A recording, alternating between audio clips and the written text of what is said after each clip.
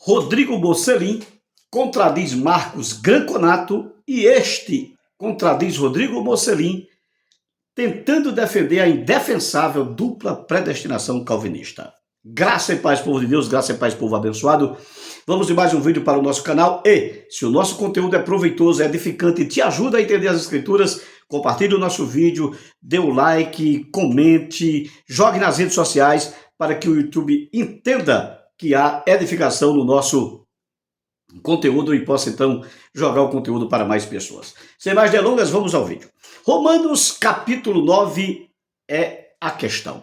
Rodrigo Mocelin grava um vídeo intitulado A Diabólica Predestinação Calvinista? É uma pergunta que ele faz. E tentando justificar que a predestinação calvinista não é diabólica, ele usa Romanos 9, Jacó e Esaú, que antes de ambos nascerem, Deus já tinha determinado que o maior serviria ao menor, pega o endurecimento do coração de Faraó, citado no mesmo texto de Romanos 9, pega a pergunta de Paulo se há injustiça diante de Deus, em Romanos 9, pega a pergunta retórica de Paulo, o oleiro não pode fazer do barro o que ele quiser, o barro pode dizer ao oleiro porque me fizeste assim, Romanos capítulo 9, e aplica tudo isso à salvação de indivíduos. Entenda, a salvação de indivíduos. Ok.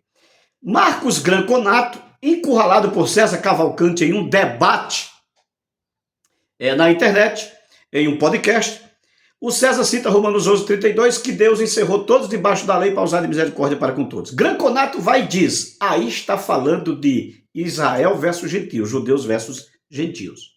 Ok? Pois bem, na verdade, Romanos 9, 10 e 11 estão falando de judeus versus gentios. Isso é fato, não está falando de salvação de indivíduos.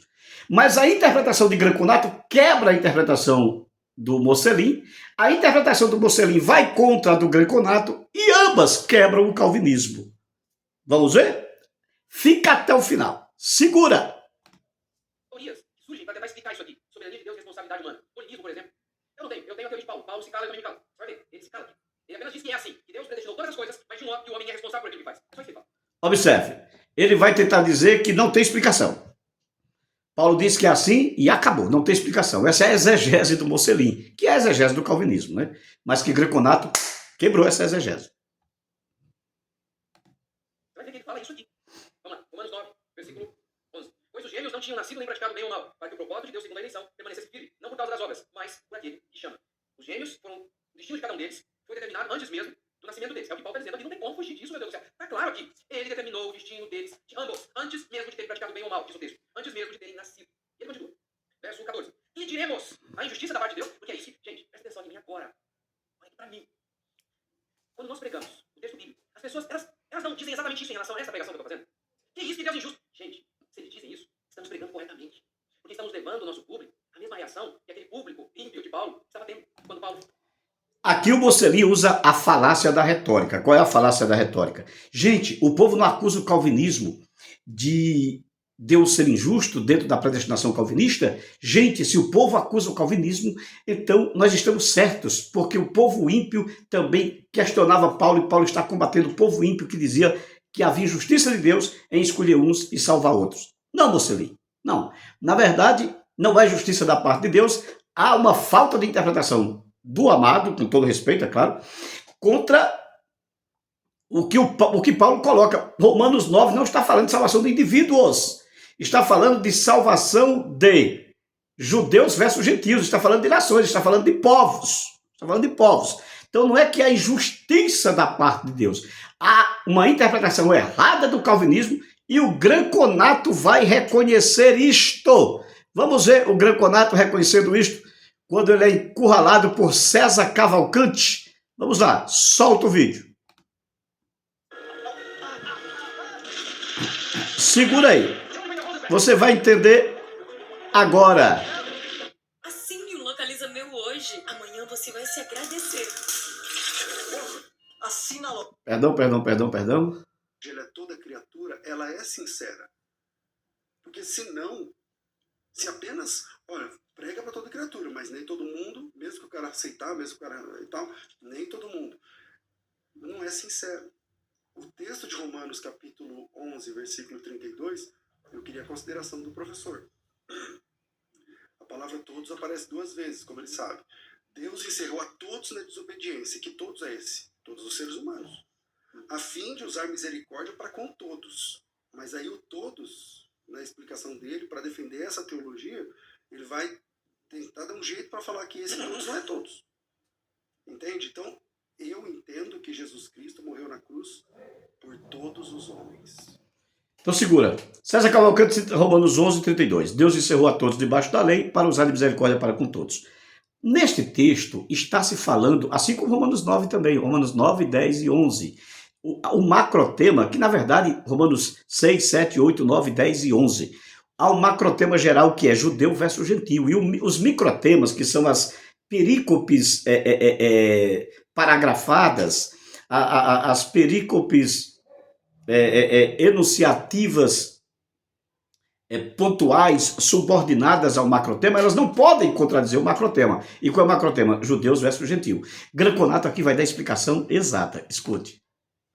Eu queria a consideração dele nesse texto. Não, sem problemas. Esse texto, o apóstolo Paulo usa a palavra todos no sentido de judeus e gentios. Ele diz o seguinte, olha, Cristo encerrou todos na desobediência, judeus e gentios. Você ouviu? Cristo encerrou todos debaixo da desobediência, judeus e gentios. Granconato aí reconhece. Qual o problema? Isso quebra Mocelin. E qual o problema do Mocelin e do Granconato? É que os dois quebram o calvinismo. Na verdade, Granconato está certo. O texto está falando de judeus versus gentios. Só que não apenas esse texto está falando de judeus versus gentios, mas todo o texto de Romanos 9. Você tem, repito, o macrotema, você tem o tema geral. Então, Romanos 9, vamos para você entender que Romanos 9, 10 e 11 estão falando de um mesmo macrotema, judeu versus gentio. Romanos 9, verso 1. Eu vou lhe apresentar a interpretação verdadeira de Romanos 9, rapidinho. Há uma exegese aqui, professor Ferreira? Não precisa de exegese. É rápido. O calvinista é muito simples. Vamos continuar o vídeo. Depois a gente chega lá. Romanos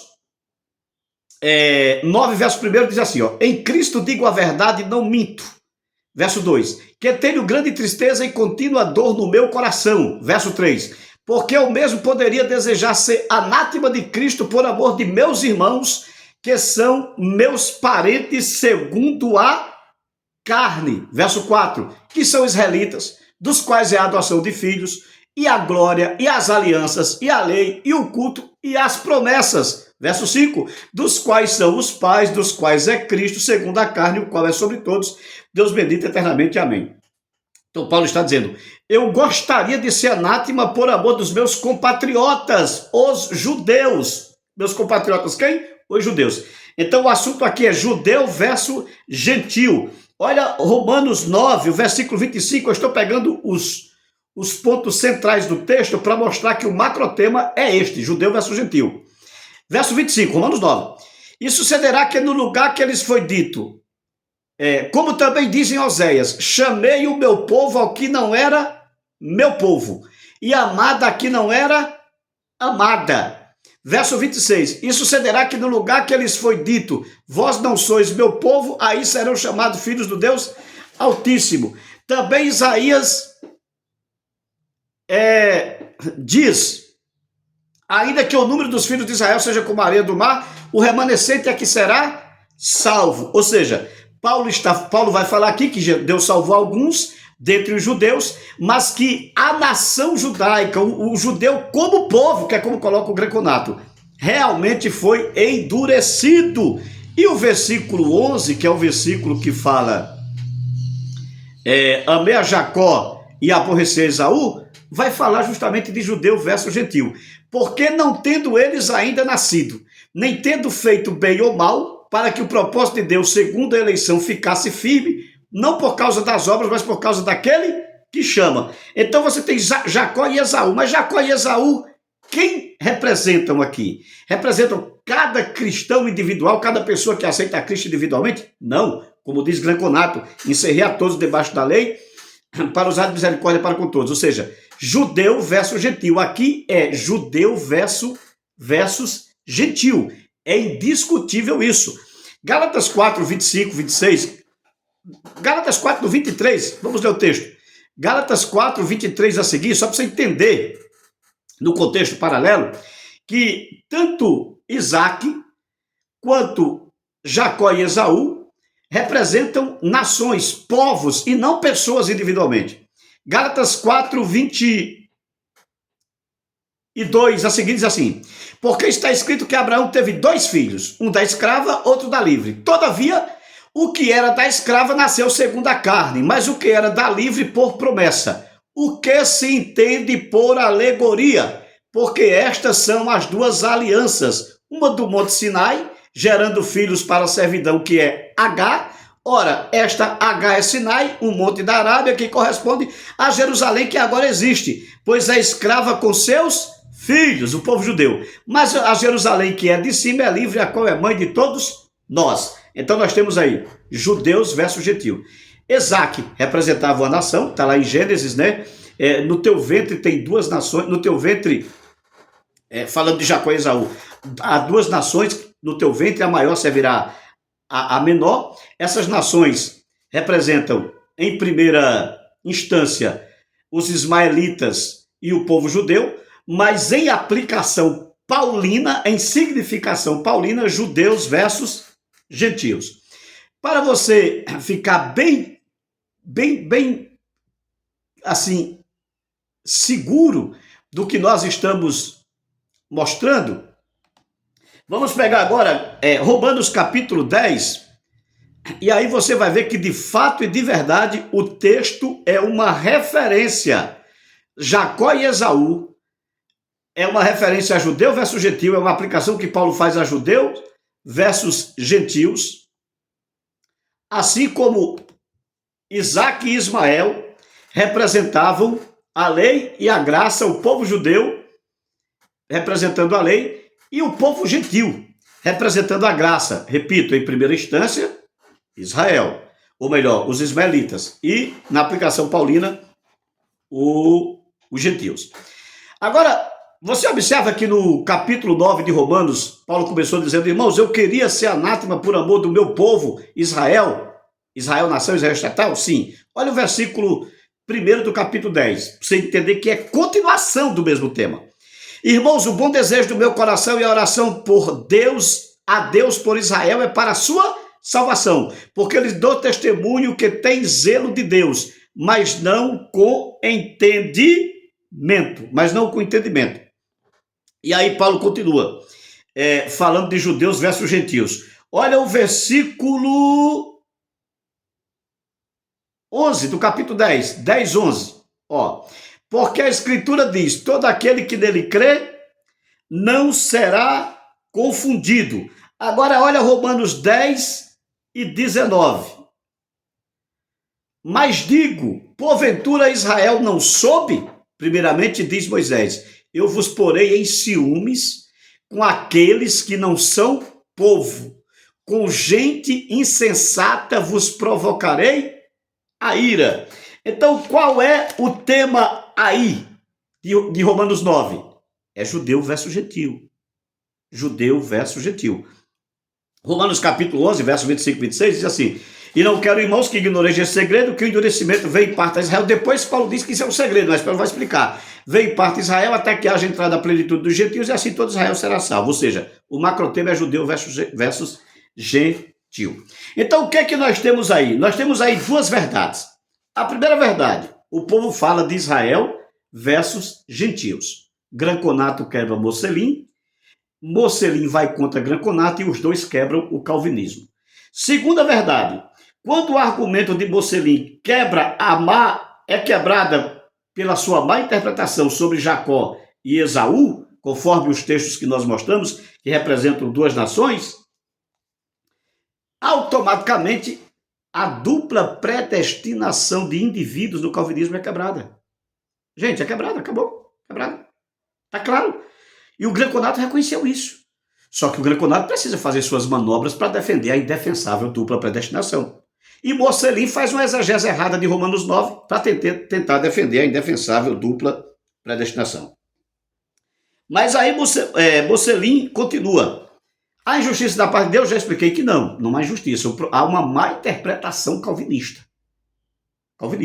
Que, sem perceber que estava quebrando o calvinismo, Granconato percebeu que ali não fala de salvação de indivíduos, porque Romanos 9, 10 e 11 estão em um mesmo contexto.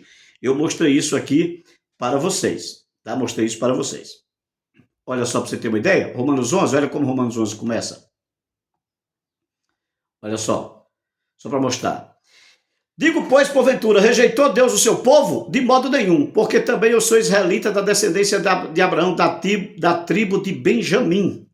Aí o versículo 25 e 26, vai dizer que, porque não quero, irmãos, que ignoreis esse segredo, para que não presumais de vós mesmos, que o endurecimento veio em parte de Israel, até a plenitude dos gentios haja entrada. Então o texto está claro. Israel versus gentil. A injustiça da parte de Deus, não. Há uma má interpretação de Mocelin e uma má interpretação calvinista. Por quê? Porque eles não têm explicação. O que o Mocelin diz? Gente, não precisa explicar, eu me calo, Paulo calou. Não, Paulo não calou. Paulo explicou Jacó e Esaú representando judeus versus gentios e não salvação de indivíduos. Então foi o senhor que não soube interpretar, todo respeito a vossa senhoria. Aí ele usa o texto que diz ainda em Romanos 9, que Deus endurece a quem quer, e cita o exemplo que ele endureceu o coração de Faraó. Endureceu o coração de Faraó. Ora, mas por que Deus endureceu o coração de Faraó? E Deus endurece a quem quer.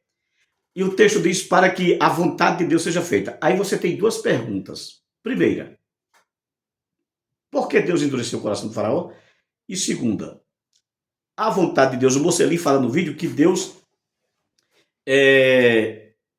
se é glorificado nos homens maus. Ou seja, há maldade na vontade de Deus? Glorifica-se a Deus com maldade? Será? A vontade de Deus é permissiva, como dizem os calvinistas? Aí tem vários tipos de vontade no calvinismo, pelo menos 3. Esses 3 tipos de vontade no calvinismo. Vontade decretiva ou diretiva, vontade permissiva, e vontade geral, vontade específica, e por aí vai. Eles usam vários termos. Não. Olha só o que nos diz o texto de Romanos 12. Olha só, Romanos 12, 2. Para que experimenteis qual seja a boa, perfeita e agradável vontade de Deus. Então, Deus não tem prazer no mal de Faraó. O que o texto diz? Vivo eu, diz o Senhor, que não tenho prazer na morte do ímpio, mas que o ímpio se converta dos seus maus caminhos. Deus não tem prazer na morte do ímpio. O que o texto diz? O texto diz, deixe o ímpio o seu caminho e converta-se ao Senhor, que se compadecerá dele. Então Deus não tem prazer no mal de Faraó. Deus não tem prazer, a vontade de Deus não tem prazer no mal, a vontade de Deus é boa, perfeita e agradável. E por que ele endureceu então o coração de Faraó, professor? Primeiro, o coração de Faraó, o barro e o oleiro são argumentos parentéticos para dizer que Deus endureceu os judeus e abriu a salvação para os gentios, ok? Ali não está falando de cada vaso individual, eu, você, A, B, C, D, não. Ali é um argumento parentético de Paulo para ilustrar, assim como Jacó e Esaú também ilustram a salvação e o endurecimento da nação judaica e do povo gentil, judeu versus gentil, vaso e oleiro, Faraó, endurecimento de Faraó, Jacó e Esaú, são representações de argumentos parentéticos, argumentos ilustrativos para representar judeus versus gentios e não salvação de indivíduos. Tá claro? Ou eu preciso desenhar? Mas mesmo assim, então por que diz que Deus endureceu o coração de Faraó e Deus endurece quem quer, professor Ferreira? Sim, Deus endurece quem quer. Mas Deus endurece quem quer porque Deus deseja que Faraó seja mau? Porque Deus deseja que B ou C seja mau para que Deus se glorie nisso? Não.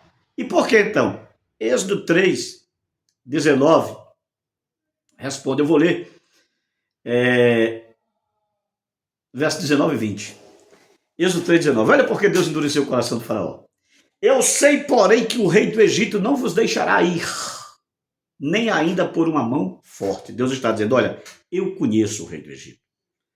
O rei do Egito não deixará o meu povo ir, nem que seja por mão forte. Não tem nada que quebre o rei do Egito. Ou seja, o rei do Egito é mau. O rei do Egito é mau. Então, o que Deus fez? Deus pegou aquele rei mau, que nem ainda por mão forte deixaria o povo de Israel ir, e Deus então endureceu o coração de Faraó. Para quê? Para que o Faraó fosse atrás do povo de Deus. O endurecimento está aí. Fosse atrás do povo de Deus e fosse destruído no Mar Vermelho. E Deus então foi glorificado no Faraó. Mas Deus foi glorificado no Faraó por quê? Porque Deus queria que Faraó fosse mau? Não. Porque Deus que conhecia o coração de Faraó e Deus provou que nem por mão forte Faraó deixaria o povo ir. É tanto que Moisés fez milagres e mais milagres, pragas e mais pragas, as 10 pragas. Mesmo assim, Faraó não deixou o povo ir. Aí quando o povo foge, aí Deus, Faraó, já que você não tem esse coração mau, e você nem por mão forte você abre o seu coração, então vai atrás do meu povo que eu vou destruir você no Mar Vermelho. Pronto, simples, é isso. É isso. Deus conhecia na íntegra o coração do Faraó. Então não tem, em hipótese alguma, irmãos, justificativa para essa dupla predestinação calvinista. Aí alguém diria, o próprio Mocelin vai falar no vídeo, mas e Jó? Deus se gloriou no mal que ele causou a Jó. Não, Mocelin, vai interpretar a Bíblia, vai conhecer a Bíblia, vai ler o livro de Jó, leia o livro de Jó. Mas Deus aparece, onde estavas tu quando eu criava os fundamentos da terra? Tá? Deus faz essa pergunta a Jó. Por quê? Porque Jó murmura, porque Jó reclama. Jó reclama, Jó murmura. Quando o texto diz, mas Jó não murmura, Jó não murmurou quando a mulher disse, amaldiçoa teu Deus e morre. Aí o texto diz assim, e Jó disse, tu falas como uma louca. Aí o narrador vai colocar, em tudo isto, ou seja, nesta ocasião, não pecou Jó contra Deus. No entanto, olha por que Deus permitiu todo aquele mal a Jó. Foi apenas para Deus se engrandecer no mal que seria causado a Jó? Isso aí é um Deus masoquista. Não, olha o que foi então. Jó, capítulo 3, versículo 24 e 25 responde. Porque antes do meu pão vem o meu suspiro, e os meus gemidos se derramam como água. Porque aquilo que eu temia me sobreveio. O que receava me aconteceu. Nunca estive tranquilo, nem sosseguei, nem repousei, mas veio sobre mim a perturbação. Ou seja, Jó era íntegro, era reto, se desviava do mal, mas ele não confiava plenamente em Deus, ele temia perder toda a riqueza. Jó era aquele justo por obrigação. Jó era um mero religioso. Aí, por isso Deus permitiu o mal a Jó. Por isso que Deus pergunta a Jó, tu sabe de nada, Jó? Eu sei, cara, eu sei. Ou seja, eu te conheço, Jó. Eu sei que tu temia, tu tinha medo de perder teus filhos, de perder tua riqueza. Você mesmo declarou isso. O que eu temia, eu sei disso, Jó, por isso eu permiti. Entendeu? Não que a vontade de Deus fosse que Jó sofresse, que Jó padecesse, porque a vontade de Deus é boa, perfeita e agradável. Então aí está Rodrigo Mocelin, contradiz Gran Conato contradiz Mocelin, e os dois contradizem a dupla predestinação calvinista, que é insustentável. Que Deus nos abençoe.